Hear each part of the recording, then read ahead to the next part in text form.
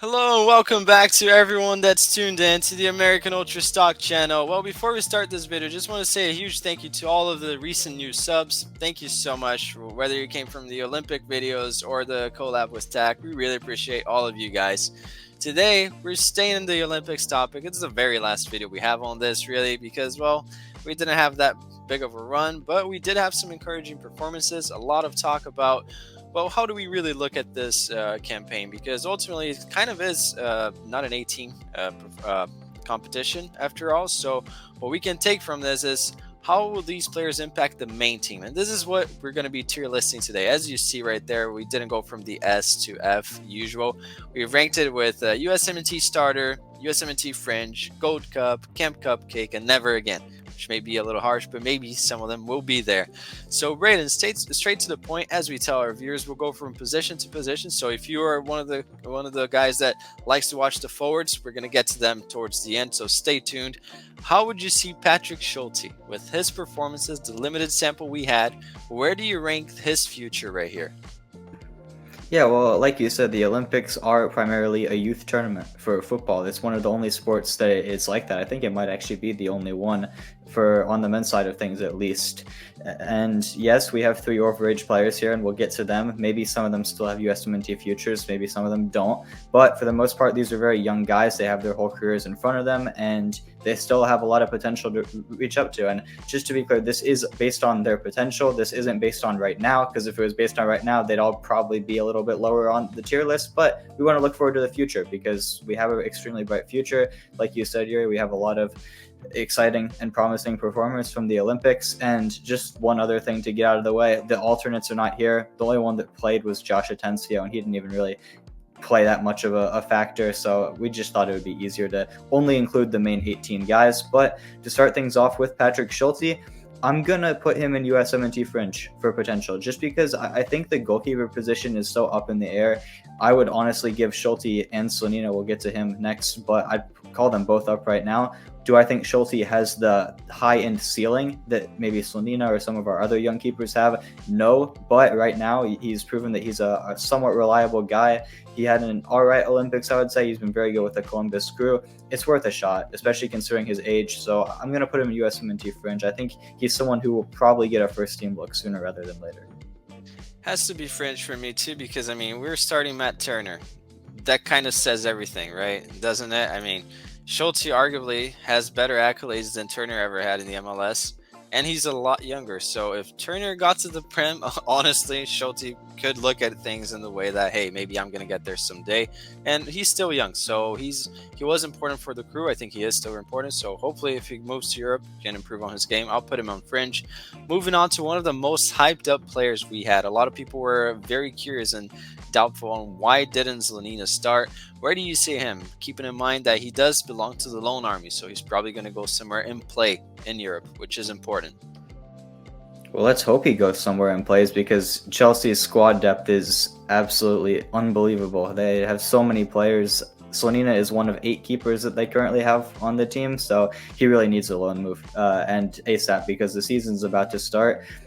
When it comes to starting him or Schulte at the Olympics, I think it wouldn't have really made much of a difference. We lost 4-0 to Morocco. It doesn't matter who's in goal. We could have had Prime Neuer in goal, and we still would have lost that game. I don't think it really would have made much of a difference. Schulte's probably a little bit more proven, a little bit better right now, but we all know this is based on potential, and Slonina does have the potential. I think you could probably say right now, in terms of realistic options, he's probably number 2 in terms of potential, only behind Diego Cochin, of course. So I'm actually going to put him up at USMNT starter, because not only do I think he has the potential to maybe hit that someday, I think we should start him immediately. I mean, you mentioned Matt Turner already. I don't think there's any point in continuing to start Matt Turner. He's been on a steep decline starting last season, and I think it's just going to get to a point where in 2026, he's going to be unplayable in a bad way. Maybe right now he's still on talent the best option we have. If so, that's a big problem. But in 2 years' time, I don't think he should be really anywhere near the national team. He's going to keep getting worse. Slonina is probably the most proven out of the high potential keepers we have, so we might as well give him a chance with the first team, which is something that he hasn't really had much of yet. So I'm going to actually put him at the top of this list. Honestly, I I get that. I guess we can put him there. I would put him in fringe, honestly, even for potential. I think that there are some things his game really hasn't developed. He's still so young. He's like what, 12 for goalkeeping age. If you want to put him in starter, I think that's fine because that's where most people would have him. And honestly, looking at our pool, it's not like we have anyone better. I would much rather have Slonina starting so we can acclimate him to that role. Maybe if he doesn't turn out to be good, it is what it is. But for now, honestly, I'd rather have him starting than the other guys we have. Moving on to the right back position, we had Nathan Harriel, 23-year-old from Philly. Had some good games, but ultimately came up short against Morocco. Where would you see his future? I think it's so unfortunate for Nathan Harriel because he did have a very, very good group stage. I think he was probably the biggest surprise out of the entire team in the group stage with his performances. A lot of people came into this tournament with the mentality that, oh, he's just there because Brian Reynolds didn't get released. I still do not think that's the case. Would he have started over Reynolds? Maybe, maybe not, but I think he would have been on the roster regardless. The versatility that he has position-wise is helpful. I'm not going to put him towards the bottom end of this tier list because our right back depth for now and for the future is very slim. Outside of Dest and Scally, and we know Dest has a serious injury right now, behind them it's just MLS lifers like DeAndre Yedlin, Daewon Jones. You've got, of course, Greg's favorite Shaq Moore, and then it goes down to Reynolds and Harriel. Really, I don't rate Reynolds as highly as most people do. I think he's very error prone. I think he showed that in some of the camps leading up to the Olympics. I'll say it. I think it's going to be a very unpopular take. I think Harriel's better than him. I'm going to put Nate up into, I think, the Camp Cupcake spot. I'm not sure if he's Gold Cup ready just because of the age thing as well. There's probably going to be other guys who come in and take those spots because Gold Cup, the next Gold Cup, I think we just need to preface this. The next Gold Cup is going to be one that we need to bring our A team to, but in the past, we're calling this the Gold Cup tier because the last couple of editions of the tournament, we've brought a B or C team. So it's kind of like you're going to be a part of the B team, maybe part of the C team tier. I'm going to put him in Camp Cupcake. What do you think? Honestly, this may sound really harsh. I know we don't have that much depth. The guy's 23.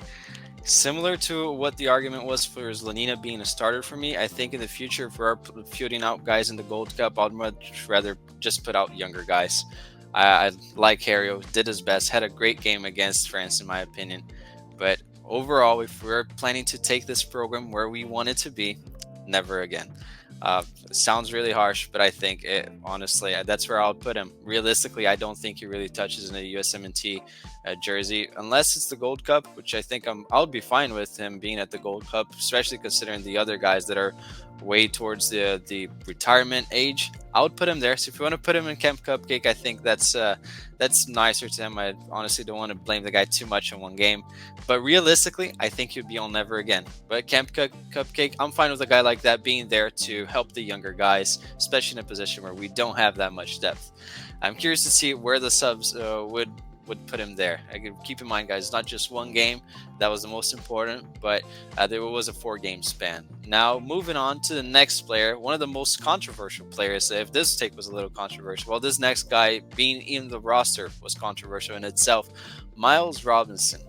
Now, there was a moment where we all thought he was the next big thing. Where would you see his future now, Braden? He's probably going to be an MLS lifer. Do you see much of it for him?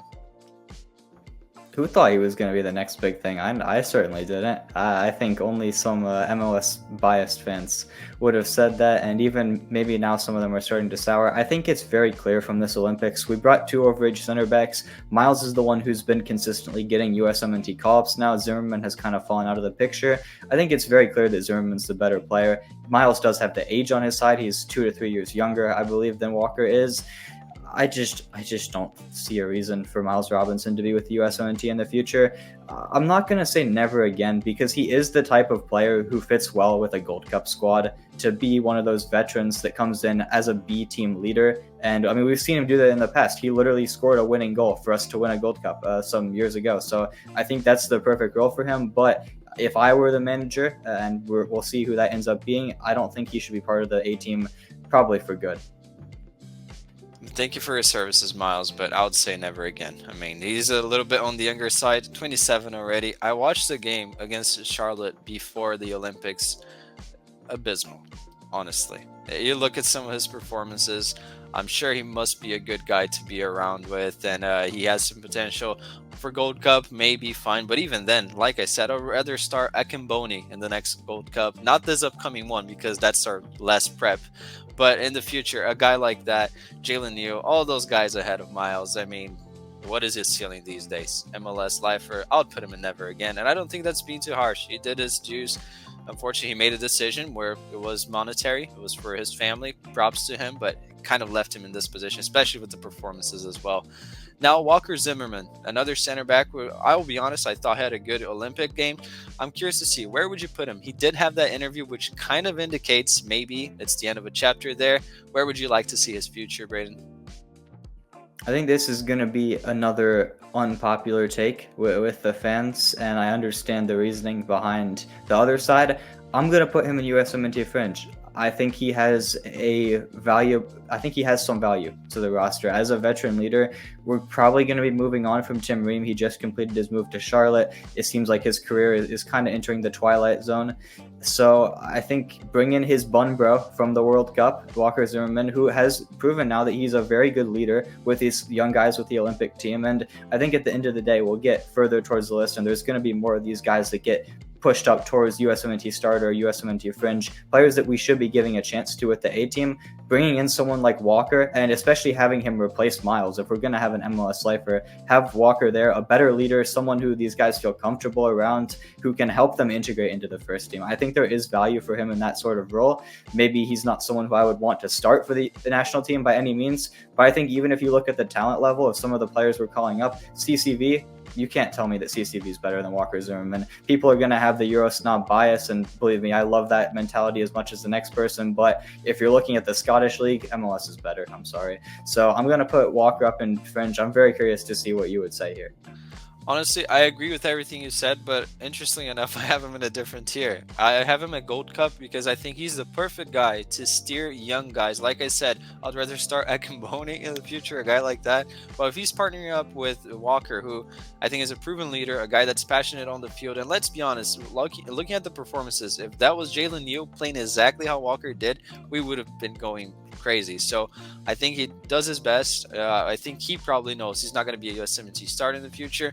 Hey, if the next year's Gold Cup comes around and for a group stage match we need someone to come on in, he's good in the air, experienced guy, knows his limits as well, and I think he always leaves it out there. Never going to start for the USMNT again. Probably fair, but I think Gold Cup is more well suited, especially where we want to take this program, where we think we can be eventually. And part of that program, part of the future, involves this guy. If all things lead to reason, it is Max Dietz, the center back, the only center back that was in the Olympic eligible age group. Kind of played as a CDM, which I think probably hurts his chances with the fan base. Now, where would you see him placed in the center back position, which is his actual position, Braden? Yeah, I mean, if this was Max Dietz as a CDM, I'd probably put him towards Camp Cupcake or never again. Not bashing the player at all. I don't think he was even bad at that position. It's just not where he plays, and there's so much depth there for the USMNT. You have the A-team guys like Johnny and Tyler Adams. You've got Leonard Maloney, Tanner Tessmann, who we'll get to in a little bit, and even some other guys up and coming. But at the center back position, it's somewhere where we're very weak. And like you said, he's the only age-eligible center back that was included in this roster. There was a lot of claims for Jalen Neal. I think ultimately that big injury that he had just hurt him so much. He couldn't come back from it in time to really get back into the Galaxy first team and have a good run of games to establish himself before the tournament. If he was on this tier list, he'd probably be up towards the top of it. And I'm going to put Dietz. If he hits his potential, I think he can be a USMNT player. I don't think he can be a starter. We have other center backs who are younger and have higher potential than that, as well as, of course, the guys we have now, like Richards, McKenzie, Trusty, players like that who maybe Dietz will hit their level, maybe he won't. But I think all things considered, if you look at the depth of the player position, I'm going to put him in fringe.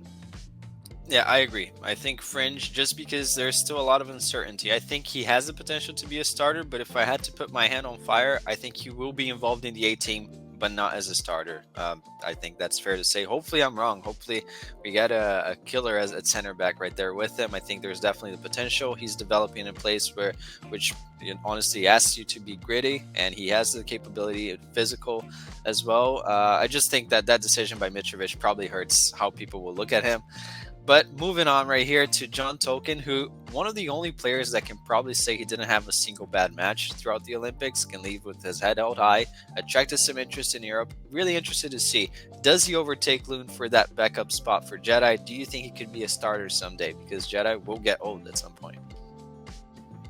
Listen, I'm the biggest Christopher Lund fan there is. I'm not going to say that John Tolkin has surpassed him. I would still, if I was calling up a roster, I'd still have Lund as the second left back behind Jedi. However, I do think that Tolkin is probably the U.S. player who increased his stocks the most at the Olympics. I think a lot of people saw him as kind of just another MLS guy. I mean, he's a little on the higher end in terms of age. When you look at the age-eligible players, he's 22, especially when you compare it to the other left back on this roster that we'll get to, Caleb Wiley, who's still 19. The age isn't necessarily on his side there, but I thought he was very, very good throughout the whole tournament, even against Morocco. Maybe it wasn't his best performance, but he can't say that he had a bad game by any means. I'm going to put him up in USMNT fringe because I think that backup left back spot is going to have a lot of competition in the coming years, even more if we get the dual national Nathaniel Brown and if Wiley continues to progress and some of the other youth guys as well. I just think that Tolkin's going to be in and amongst that. There's no clear front runner. To me, it is still Christopher Lund, but I think to the overall fan base as a whole, there's no clear front runner, and it's going to probably remain that way for another several years. So I think he will be called up at some point. He'll be given an opportunity. We're just going to have to see if he takes that chance or not.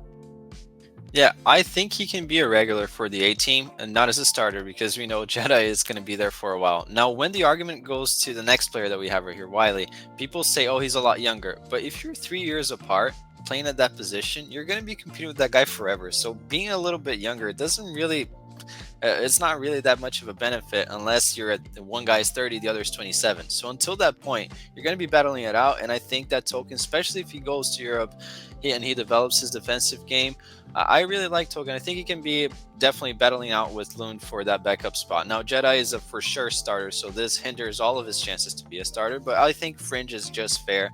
Let us know again in the comments what you guys think. Some of you may watch him a lot because you watch him less. Let's see. Moving on to Wiley. 11 million. Chelsea, Lone Army, bottom. Do you think it's justified just on a brief note? And do you think he can be a starter? A lot of people rate him really highly. I don't know if they've really watched him lately. I'm curious to see where you have him, Braden. Well, I think we've talked about the transfer enough in our transfer update videos. It's an overinflated fee, but it's Chelsea. It's the history of the Chelsea, as Chiellini would say.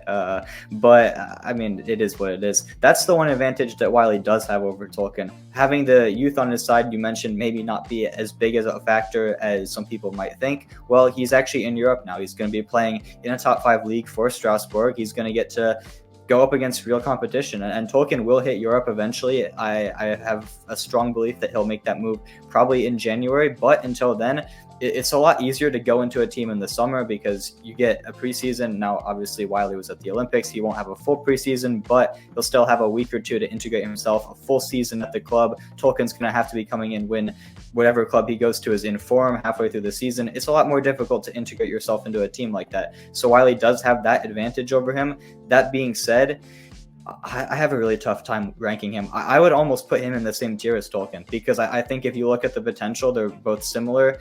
Tolkin's a better player now. Maybe you can argue that Wiley has a little bit more potential just because he has the youth on his side and he's shown promise from a lot younger age. And of course, there's the whole Chelsea thing. Maybe if he gets a chance with the club, he'll continue to develop even past what we think he can.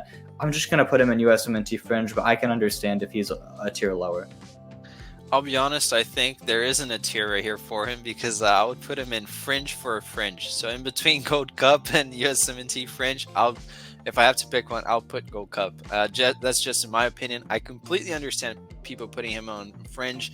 I think that's what we hope he can be. Is just based on what I've seen, especially at the U.S. Open Cup against the USL club, some other performances. I don't think his trajectory of progress has gone as we had hoped when he burst onto the scene. and his best attributes are probably going forward. He's going to be battling out with Ali, who's a youngster in France for Strasbourg. I don't really know. I think that it's a tough position for Wiley, especially with the club that he went to in Europe. If it was anyone else, I'd probably have more faith that he would have a clear path to eventually hit the 18. But hey, hopefully I'm wrong.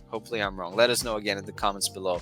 Now, moving on to Tenor Tessmann, one of my favorite players right here on this list. Been high on him for such a long time. Captained the team, and seems to be in a bit of a transfer saga at the moment. Probably that, regardless of the transfer, is probably going to raise his stock with the A team. Where do you think he would rank, Braden? A lot of people were impressed with him. Well, I just have to say, never forget that Caleb Wiley's last game for Atlanta was a loss to Indy 11, biggest club in the USL. But moving on to Tessmann, I'm going to put him in USMNT starter. I think he has the potential to get there. Whether he actually hits that, and we already talked about the positional depth that we have at the 6, there's a lot of competition. If he was a center back, for example, I know there's been some claims to say that he should maybe be a center back in the future.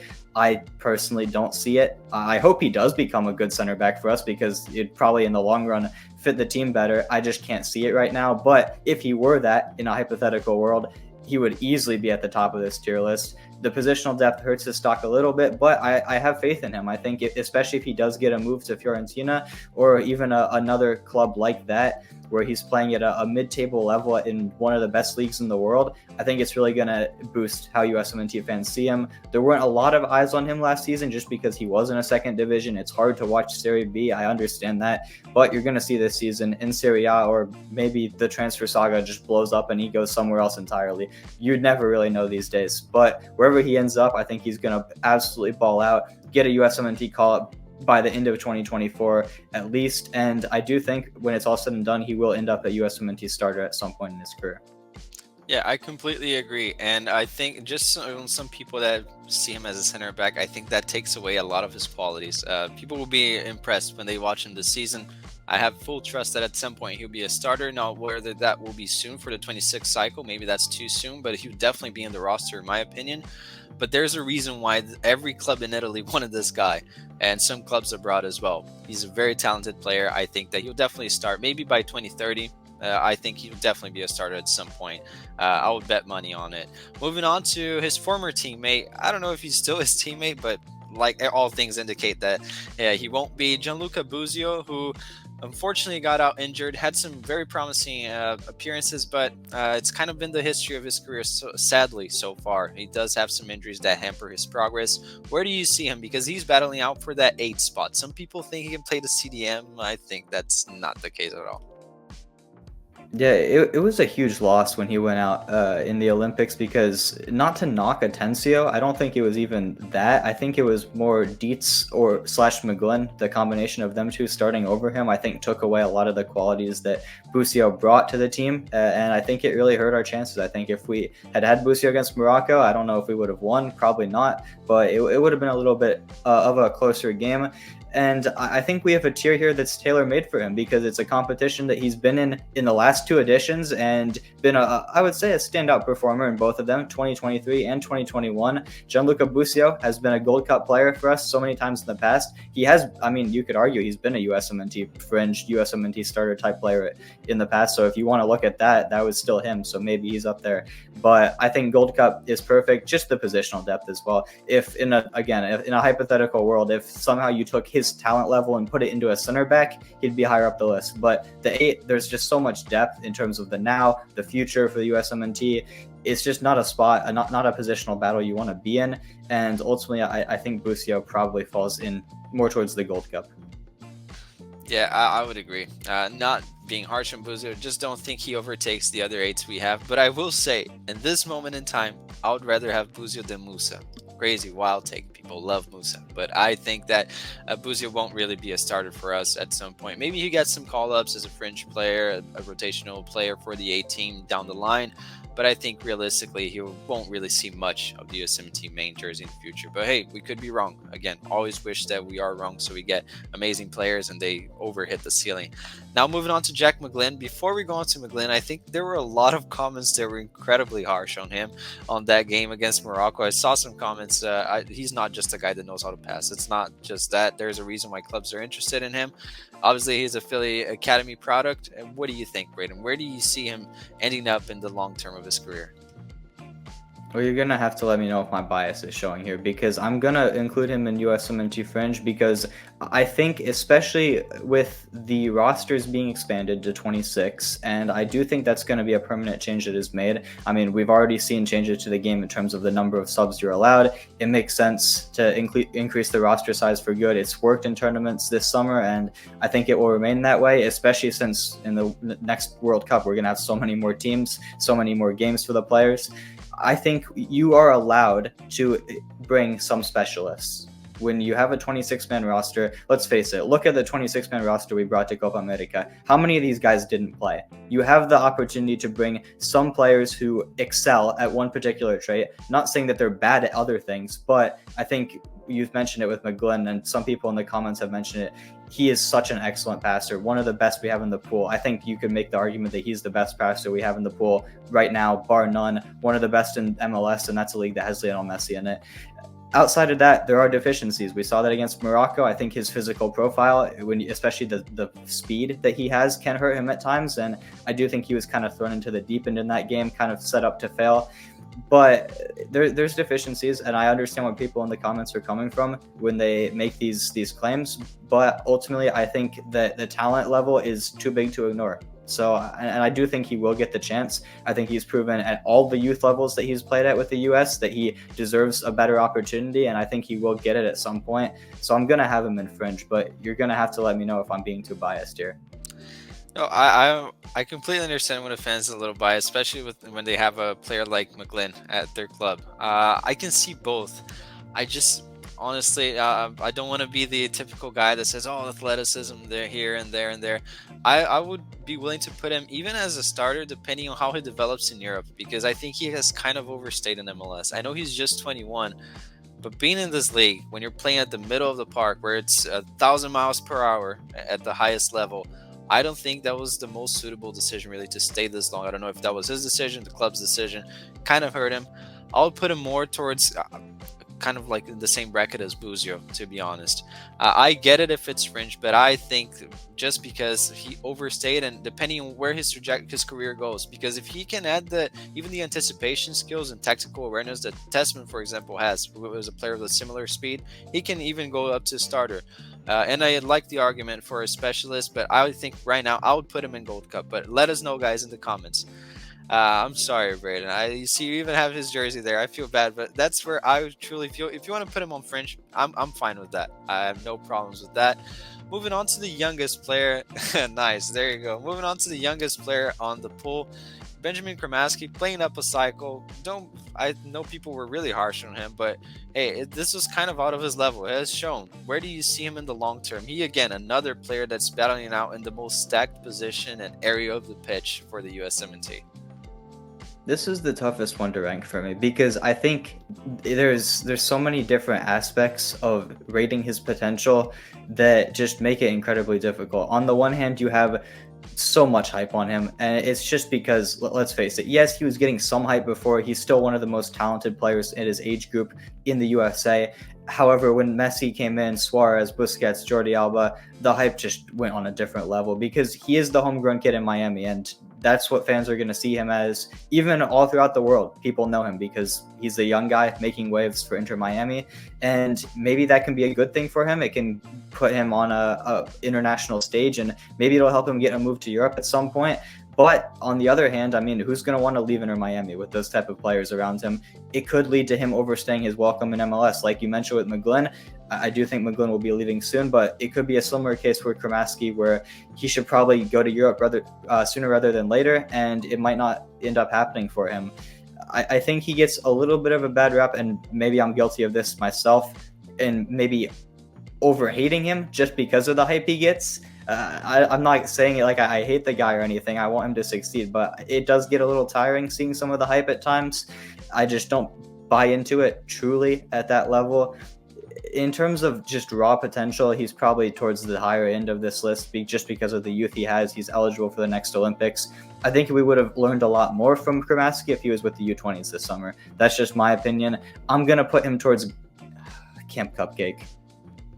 That's fair. I would put him more towards Gold Cup, but no issues with the Camp Cupcake, because Although he'll probably be involved in the Gold Cups in the future, I think that's fair to say, but I'll just be honest. I know he has potential, but even looking at the potential, I don't think it would ever scratch a USMNT starter level. That's just my opinion, really. And regardless of him staying in MLS, I just don't think there is too much talent for you to squeeze out of there to even put him on the fringe area. Hopefully, I'm just being a little too harsh right here. Hope that I'm wrong as well, but that's where I would see him. Now, moving on to another guy, another controversial call-up, Djordje Mihailovic, called up by Mitrovic as an overage player. Some people said that was biased or not. Now, he showed up, had some good moments as well, assists, a free kick, but he is on the older end at a very stacked position. Do you think that Mihailovic ever scratches the USMNT starter spot unless Mitrovic becomes a senior coach? Listen, let's call it what it is. The number 10 position, if you look at the talent we have there, I think is the most stacked. You have to consider Gio Reyna, Malik Tillman, Christian Pulisic. He won't ever play there for us, but he's probably going to be playing there for AC Milan this season. He's obviously the most talented player we have. And then you have our other winger options. Paxten Aaronson is a number 10. He can be put on the wing as much as he likes for the USMNT. He is a number 10. That's just the reality of the situation. It's the same for Tillman at club level. He gets put on the wing, but we know where his true skill set lies. And it's the same thing for Paxten Aaronson. He's played the false 9. He's played the wing. We'll get to him later in the list. He's also a 10. I think even Taylor Booth probably is also a 10. There's just so many players at this position that are younger, more exciting, have more potential, and let's face it, are probably better now. I mean, you see my Paxten Aaronson Vitesse jersey behind me. He was better in the Eredivisie with one of the worst teams in the league than Mihailovic was with a team that contends for Europe. Let's call it what it is. I don't want to see Mihailovic with the USMNT ever again. I'll put him in the lowest tier and leave it at that. Yeah, honestly, thank you for your services, Mihailovic. A really nice free kick. I really enjoyed watching that one. But even I think the Gold Cup last year kind of shows where his level's at. Never again, really. Just based on the other guys we have on the pool and also his level. So props to him for giving Europe a try as well. But moving on, I think we need better players in that position. I think he would probably agree with that statement as well. Now, you mentioned him before, Taylor Booth, who sadly last season really hampered his progress, had a few injuries, really started having these little knocks here and there that probably limited his role for the Olympic side as well, coming off the bench. And I think we would all have thought that he would be a starter had it been like predicted 2 years ago or a year ago. Where would you see him? Again, he's a versatile player, but going for an area of the pitch where we are stacked. Do you think he gets to the starter level? Where do you see him? It's interesting because despite the fact that he is a midfielder, that's where he projects the best. Out of all this forward group here that we have, the last 5 players, I think if you look at the top level that they've played at in their career so far, Booth is probably at the highest. When he was with Utrecht, especially the season before last, when he didn't have the injury problems, I thought he was so good. And even that one little spell where he had a hat trick one game, a brace the next, and you could tell he was just so high on confidence this past season, especially scoring that hat trick against his brother. That was a nice moment as well. I think if you look at the peak of Booth's abilities, they're of the highest that we've seen, especially when you compare them to the rest of the players on this list. I just struggle to see his role with the USMNT. I mean, I know he was already included with the first team going back to last summer with the CONCACAF Nations League. I know he was part of that roster. I just think there's players with more potential that are going to be more involved than him. Maybe if he's put on the wing out of position, there's more of a role. I'm just going to go for Gold Cup. I can't see him breaking into that position group. And maybe if he had stayed as a right back, which is where he played at times with Bayern's academy, he'd probably be a lot higher up the list. But as a winger, as a midfielder, there's just too much competition. That's fair. I would probably put him on fringe, but I get the call for a Gold Cup. I just think that in the future, at some point down the line, he'll be a regular squad player for the A team. That's why I think he'd be fringe. I don't really see him starting, but I think that's where his career is probably going to look like. And again, a lot of potential. Just hopefully he gets a season without any injuries this year. That would be ideal. That would be awesome. Moving on to Paxten Aaronson, who will be his teammate at Utrecht. Where do you see him? A lot of people, I know you love Paxten Aaronson, but I feel like some people, they overhate, not that they overhate, but they think that they're the same person. They think the Aaronson brothers are the exact same person. And I think that Paxten is criminally underrated by our fan base. Curious to see, where do you see his potential? Let me just say, Utrecht is going to be my number one team to watch this season. I think Paxten and Booth together is going to be one of the most fun duos we have for USMNT this coming season. And who knows, maybe the move becomes permanent at some point. We really never know. It's kind of hard to see where he fits into Eintracht Frankfurt's future plans. They keep saying that they have room for him in the future, but they keep loaning him out. So we really never know. If Booth's going to be up in USMNT fringe, I think Paxten has to be at that level. I would have put Booth one tier lower, but I see the argument. I mean, he's already been part of the A team in the past, and that was when he was on top form. If he reaches it again, and he can probably even get better, maybe there is a spot for him. But I think Paxten has higher potential. He's a little bit younger, 2 years younger. I think that's a crucial factor as well. And ultimately, I think that he's going to end up being a better player at a similar position. And the versatility as well. I mean, we saw what he could do at the false nine. That's something the USMNT at the senior level hasn't really experimented with. And we're probably good at the nine with Balogun and Pepe, how young they are, but you never know. Sometimes you have to adapt, and I think there's more of a role for Paxten, especially like I mentioned, 26 player roster, you have a specialist. We don't really have a false nine in the team. Maybe that could be Paxten. I just think you have to put him in fringe, not a starter though. Honestly, hot take, I think at some point he might be a starter just by occasion. Something may happen. I don't think he'll be a regular starter for the team, but I think fringe is just fair. And again, I heavily encourage people to watch him and disassociate his image with his brothers. His brother gets a lot of hate, I think undeserved in my opinion, but they think they're the same person. So just please tune into Utrecht games. I think that Paxten is a great talent that we have. Moving on to Kevin Paredes, probably one of the most hyped up players for this age group. Also was involved in the Nations League with the A team, even started. And where do you see him fitting? Because we do lack a lot on the wing depth. Well, I think in the Olympics, we saw early on some of the concerns with Paredes, just his physical profile. He falls down a lot, and you just mentioned Brendan Aronson getting undeserved hate. That's probably the leading cause of hate that he gets, is because he gets fouled a lot. He is on the ground a lot. I think we saw that from Paredes in the first couple of games. However, as the tournament progressed, he just turned into a different player. Gets the assist against New Zealand, gets the brace against Guinea. I think he was probably our only good attacker against Morocco, like truly good. Some of the other ones were okay, but a little bit absent. You could tell Paredes was fighting for every ball, and the passion as well that you saw from him after every game, during every game. I think he showed his potential, and while I don't know if he's a USMNT level player right now, I think maybe we need to see a little bit more from him in the Bundesliga with Wolfsburg, maybe become a full-time starter instead of starting some games, being on the bench some games. I think if we're going to look at potential, and we're trying to see the positives of all these players, we're trying to see the highest into their potential. I think Paredes does have that top end, so I'm going to put him up in USMNT starter. Completely agree. Honestly, shove Paredes in that Juve side this season. I guarantee you he'll do better than Tim Weah. I don't want to be too harsh on Weah, but I really truly think that. And yeah, I think that physically he needs to hit the gym a little bit, but he's a great talent, silky smooth on the ball, talented guy. I mean, it goes without saying. I just think that he will be a starter at some point. He has the talent to do so, and he will continue to evolve. It's not like he'll be having this body frame forever. So moving on to Griffin Yow. For some, the surprise of the tournament, the pleasant surprise of the tournament, we've been high on Yow for a really long time. Where do you see him? Well, alongside his former DC United teammate Kevin Paredes, I'm going to put him up in USMNT starter. I think he's one of the ones, like you said, he kind of burst onto the scene this season with Westerlo. All the adversity he's faced so far in his career, it's been really impressive to me, and we need more players like that. I think some of our players maybe take the opportunities for granted sometimes. Walker Zimmerman pointed that out. Tim Ream pointed that out. And I think a wake-up call is needed. I think Yow has proven at the Olympics and for club level that he's at least deserving of a chance.